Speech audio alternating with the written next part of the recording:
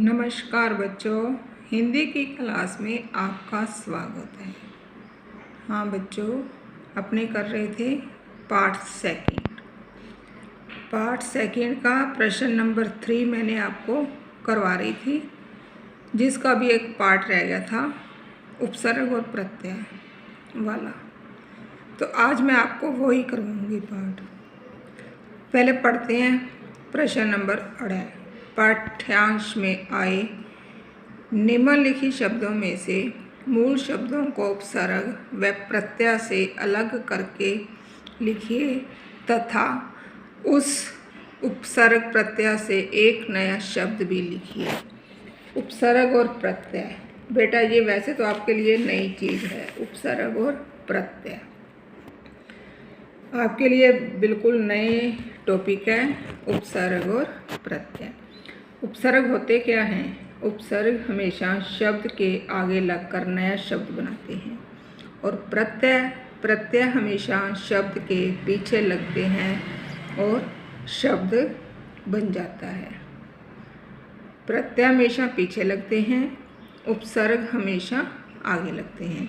ये अभी आएंगे आगे, फिर मैं आपको अच्छी तरह समझा दूंगी।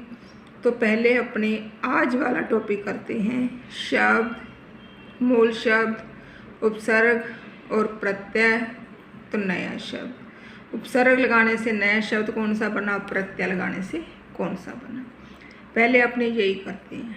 तो अपने को इधर देखिए, शब्द में दे रखा है महाराज, ठंडा, भरने, कविराज, सुंदरता, बदसूरत। ये क्या है? ये है ओनली शब्द।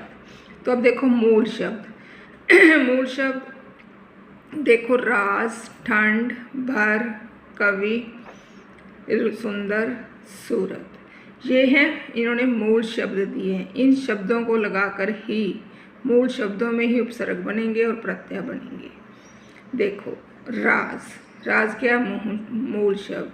तो इस राज के आगे अगर अपने महा लगा देंगे तो क्या बन जाएगा? महाराज। तो उपसर्ग क्या हुआ? महा। उपसर्ग नया शब्द क्या बना? राज से महाराज।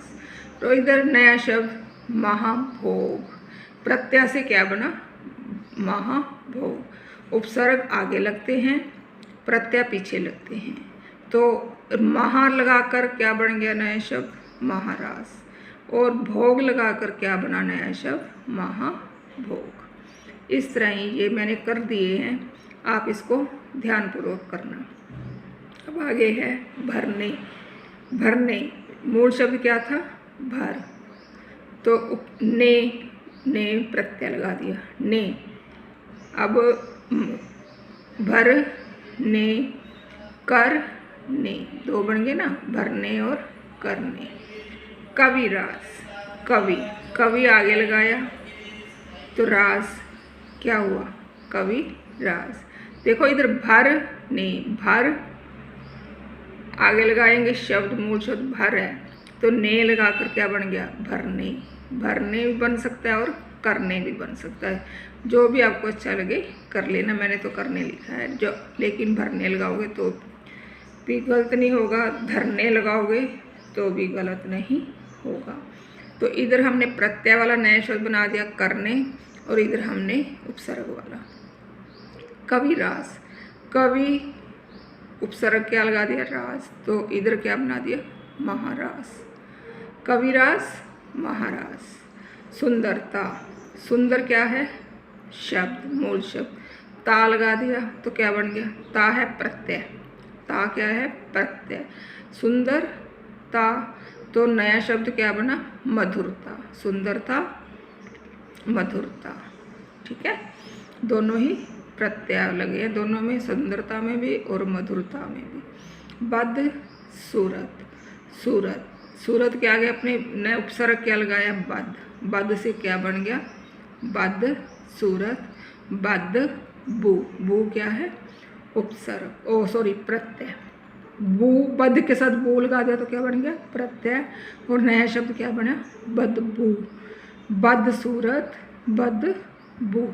ठीक है, उपसर्ग भी बनाने थे और प्रत्यय भी नए शब्द में। अब देखो, ये तो आपका हो चुका है पूरा। उपसर्ग और प्रत्यय। बस इसमें एक बात का ध्यान रखना है कि उपसर्ग हमेशा आगे लगते हैं और प्रत्यय हमेशा पीछे लगते हैं। ठीक है, उपसर्ग शब्द के मूल शब्द के आगे लगते हैं और प्रत्यय मूल शब्द के पीछे लगते हैं। अब आगे देखो प्रश्न नंबर 4।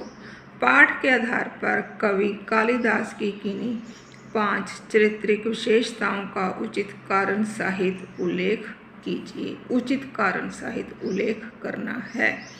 विशेषता और कारण। विशेषता फिर कारण बताना है। विद्वान, पहली विशेषता क्या थी कालिदास की? विद्वान। कालिदास ने राजा द्वारा उसके रूप का उपहास उड़ाने पर उसने उसी समय उत्तर न देकर सोने की सुराही के माध्यम से सिद्ध कर दिया कि सभी सुंदर वस्तुएं गुणवान नहीं होती। कवि कालिदास ने राजा द्वारा उसके रूप का उपहास होता है मजाक, उपहास मजाक उड़ाने पर उसने उसी समय उत्तर न देकर सोने की सुराही के माध्यम से सिद्ध कर दिया कि सभी सुंदर वस्तुएं गुणवान नहीं होती। अब आगे है गुणी। कालिदास बहुत ही गुणी कवि थे। उनकी गणना भारत के ही नहीं विश्व के रचनाकारों में होती है। कालिदास बहुत ही गुणी कवि थे। उनकी गणना यानी कि गिनती। उनकी गणना भारत के ही नहीं विश्व के रचनाकारों में होती है। महान कवि। राजा विक्रमादित्य भी कालिदास को महान कवि मानते थे। महान कवि राजा विक्रमादित्य भी कालिदास को महान कवि मानते थे। अब आगे सकारात्मकता। कालिदास के अनुसार जिस प्रकार पानी की शीतलता बर्तन की सुंदरता पर निर्भर नहीं करती, उसी प्रकार बुद्धि की सुंदरता शरीर पर निर्भर नहीं करती। फिर आगे है उपहास प्रिय। कालिदास की उपहास प्रियता का पता तब चलता है जब राजा सेवक से पूछता है कि सोने की सुराही में पानी भरने का सुझाव किस मूर्ख ने दिया, तो कालिदास कहते हैं कि वह मूर्ख मैं हूँ। ठीक है, उपहास प्रिय। कालिदास की उपहास प्रियता का पता तब चलता है जब राजा सेवक से पूछता है कि सोने की सुराही में पानी भरने का सुझाव किस मूर्ख ने, मैं को बड़े की मात्रा आएगी, छोटे की नहीं आएगी, आप बड़े की कर लेना, किस मूर्ख ने दिया, तो कालिदास कहते हैं कि वह मूर्ख मैं हूँ। ठीक है, ये काम आपने अपनी बुक में पेन से करना है। आपने किससे करना है? पेन से। पेंसिल से नहीं करोगे। माय ऑब्जर्वेशन बुक है, पेज नंबर 17 पूरा हो चुका है। पेज नंबर 17 पूरा हो गया है। इसका मैंने प्रश्न नंबर 4 और 3 का हाफ जो रहता था, आज मैंने इस वीडियो में वो ही करवाया है। आप इसको बड़े ध्यान से करना और बेटा साथ के साथ इसको लर्न भी करते रहना, क्योंकि जब आपके एग्ज़ाम होंगे तो आपको याद करने में किसी भी तरह की कोई परेशानी नहीं आएगी। आप इसके साथ याद करते रहो। आज के लिए बस इतना ही, 2 ही करवाए, मेन तो मैंने करवाया। लेसन तो बहुत बड़ा है, लेकिन अब धीरे धीरे करवाऊंगी, क्योंकि आपके पास अकेला हिंदी का सब्जेक्ट ही नहीं होता, और भी सब्जेक्ट हैं, सभी विषयों का आपने काम करना होता है रिटर्न।